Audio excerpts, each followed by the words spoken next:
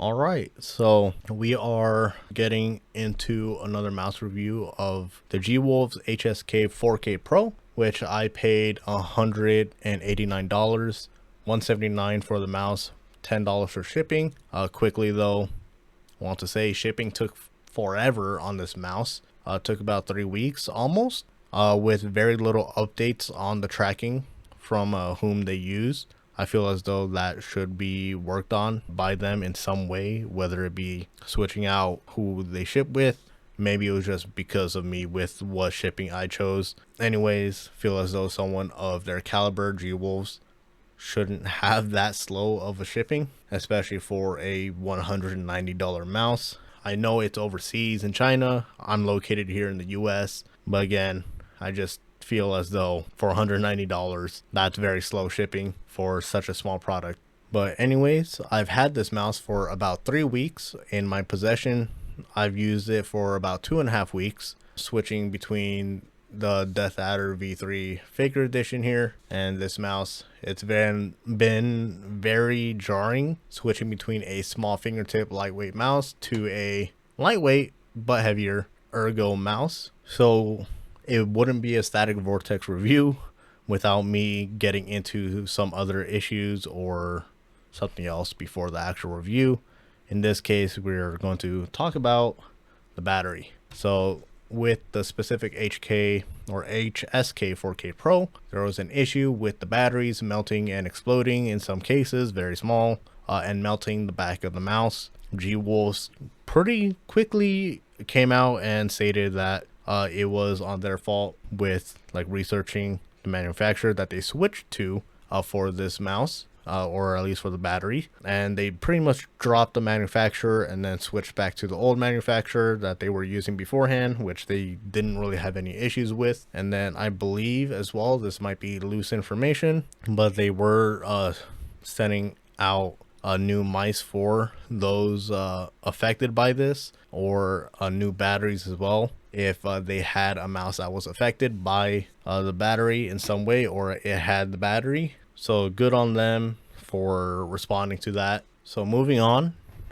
quickly going to the unboxing experience here. So I don't know why I did with the pamphlet. There was a pamphlet here. I don't know what I did with it, but on there it said they provide two skates, normal skates, normal just replaceable skates, and then dot skates. And obviously I don't have dot skates. I just got two normal skates from them. So I don't know if that pamphlet was from a older iteration of the HSK mouse and they just printed HSK 4K Pro onto it and just left it. They didn't change anything else, or if it actually did come with dot skates and they just didn't put it in mind, or they just silently updated the skates and just started giving out these instead. Not complaining too much, it's a very small thing, but some people would probably like the dot skates to shave off a few grams. So this one's funny to me as well, kind of weird. It's the first time having to do this with any mice, but they actually gave two, for whatever reason, ear picks, plastic ear picks. These are meant for cleaning out your ears. I'm pretty sure, because I have my own ear cleaner made of bamboo, and it has, it's very similar to that tip there. It's like to scrape out earwax out of your ear. However, for this use case, it's quite literally just meant to pull on the switch. You pull it, push it to turn it on and off, since they decided to opt for a switch instead of a button to cut down on some weight. And then to clean the mouse, for whatever reason, you have a brush. This one's just the biggest one to me.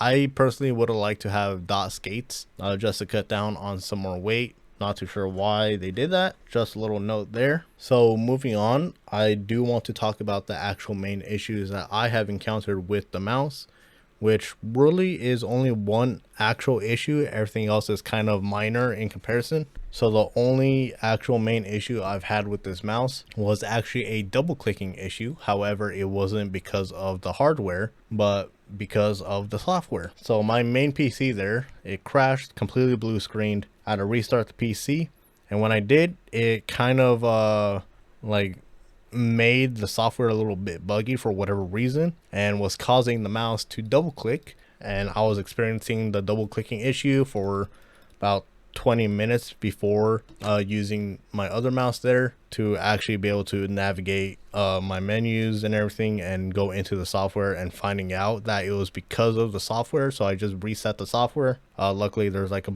reset button on the software. Once I pressed that, everything was back to normal. Just a bit funky that the software, because of my blue screen, it started having double clicking issues on my mouse. Very minor, very quick fix. However, obviously for some people, they might panic and might think their mouse is just broken when it's not. It's just a software issue, or at least in that kind of scenario. That kind of scenario probably won't happen to everyone, but it is still an issue of some sort. Now, this one might be more of an issue for some people if they are able to notice it. Me, I don't notice it at all while in like performing in any way in games or aim labs or even just normal usage. But there is quite a bit of side play there, as you can see on both mouse 1 and mouse 2. Well, like I said, it's not really noticeable because of how it's built. Very low and pretty sturdy. But if you are sensitive to that kind of thing and are able to notice it, then it might be an issue. It has not been an issue at all whatsoever for me. But moving on to another issue that I've noticed, but it's mainly because of the fact that there is this opening here. There's no structural integrity right here where like the switch is. No support beams built or anything. The closest ones are here, like towards the outer edges, and then here on the sides, and then towards the scroll wheels up here. But if you press towards the middle here where the button or the switch is, it does creak quite a bit. However, you do need to put like an absorbent amount of pressure in order to actually try and break it.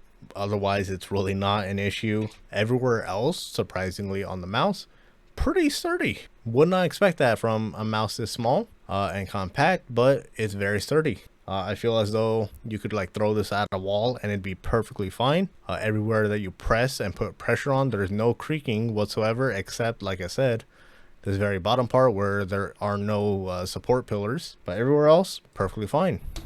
But anyways, moving on to the actual performance of the mouse. Surprisingly, I did not think I would like this mouse. I really did not. I am pretty much in love with this mouse. It is easily a top 3 mouse for me, even though I know I don't have that great of a catalog of mice, especially when it comes to reviews. But it's a top 3 mouse, whatever. And it's not number 3, I'll tell you that much. Is it number 1? I don't know. Is it number 2? You decide. Well, you can't. It's my decision. But definitely a great mouse. Definitely a weird niche of lightweight, small fingertip with no hump. Well, I mean, there is a hump, but you know, none for your palm. You literally hold it like this. It's very weird and can be a little bit jarring for some people. It definitely was for me, and especially is now for me since I switched between this and the Death Adder V3 Pro, since that's an ergo mouse. Definitely weird switching between the two. And then also, if you know anything of my older reviews, I haven't talked shit about the side buttons yet. Surprisingly, despite how small this mouse is and where the mouse buttons, side buttons are located directly on my thumb of where you're supposed to hold it. I assume that's where you're supposed to hold it. I have not accidentally pressed the side buttons yet at all. Not once. Actually, I think once, and that was because I slapped the mouse by accident. But regardless, I haven't pressed it by accident once in any scenario of just scrolling through YouTube, playing video games, aim labs, whatever. I haven't pressed the side buttons yet, even despite them being very easy to press because of the switches they use. Have not accidentally clicked them yet. And even though they don't stick out like a great amount, they are very rounded.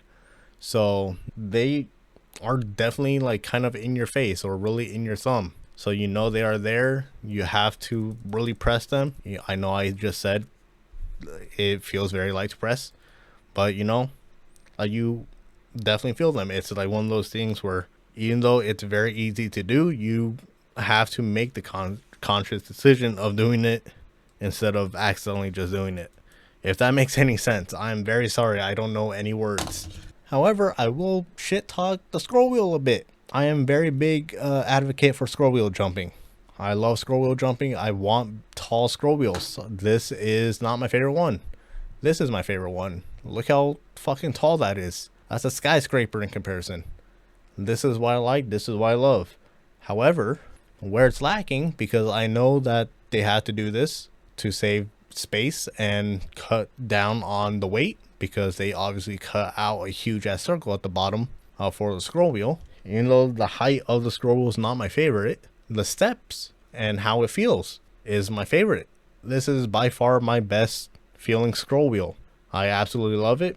It feels slow and chunky, if that makes sense. Very prominent, pronounced steps. The rubber ring feels really nice. It doesn't feel super cheap, even though the texture is a very simple ribbed texture. If you can barely see there, it feels very good. I don't know what else words to use there. It's just one of my favorite scroll wheels. Like I said, very slow, chunky, pronounced scrolls or steps. If you don't like that, then this is definitely not the scroll wheel for you. But for me, it definitely feels nice. It doesn't feel like I'm going to ever at all accidentally scroll for a jump or inventory for Minecraft or anything. It feels like I have full control over it. So really, overall, of what I think of the mouse, it's a really good mouse. Obviously, some people might have an issue with this though. Micro USB. I don't really care. I don't know why people complain.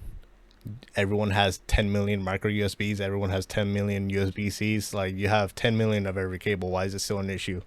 Just pull out the cable. It even comes with the cable. I don't know why that's an issue. Also, it saves space. So, but overall, very well balanced mouse somehow, some way. Really good build quality. The skates even as well, really good. Glides really well, despite how thin these are and how much little space they take up. Just about everything on this mouse is really good, exceptional really, and it's held up over the 3 weeks thus far, and hopefully is going to continue holding up for later on throughout the months and hopefully years. Now, do I think it is a mouse that you should get? Before moving on to there, I know there are going to be some people who have morals and won't support certain companies because of certain things. And so I'm going to say this really quick. Don't know how many other people or reviewers have encountered this, or even just normal consumers. However, one other reviewer, I believe it was Fresh Reviews, they were basically called brain dead for his review on one of Gwolves' mouse by one of the Discord mods or admins. Now, as far as who that Discord mod or admin was, I'm not too sure where their position was, if they actually worked at Gwolves or if they were just a mod, just like some random person. That I'm not sure. However, if they are someone that worked there, obviously calling someone brain dead from that kind of position, just telling them that you're brain dead because they didn't like your review, obviously that's not going to sit well with some people when buying a product. Again, some people might have a problem with buying a product from a company that does this or say these kinds of things. Me, however, I don't really have a problem. It's not affecting me. They're not outright like saying any actual hateful speech further extent, if that makes sense. It's kind of one of those things you are able to turn a blind eye to. If it was a bit more harsh or beyond, then obviously it might be a bigger problem. But moving on from the moral standpoint, is the product itself worth it? For $190, I think it is worth it if it's your niche of a small, lightweight fingertip mouse. If you do have bigger hands, it might be a issue. I have smaller hands and I still kind of get cramps from the mouse or usage for long-term usage. If you are, like I said, someone with longer hands or fingers, maybe it's not an issue for them. Maybe it was designed for them, but you might come into that same type of issue, or it might be a bigger issue for you. But For the normal consumer, no, this is not worth it at all. A normal consumer, not worth $190. Just buy the Gwolves HST. I don't know. The other one, the ambidextrous mouse, the Haiti, whatever it's called. I forgot what's called. The Ace, Gwolves Ace, whatever. I'll put a picture of it. Like, buy that instead, or a different mouse like the Pulsar X2 or Viper V2 Pro, whatever. If it fits your niche, definite yes, though. I highly recommend if it does fit that niche. Hopefully this helped you in any way on whether or not you wanted to purchase this mouse or any other possible iterations in the future. That's going to be it. Hopefully you guys enjoyed, and I'll see you guys next time.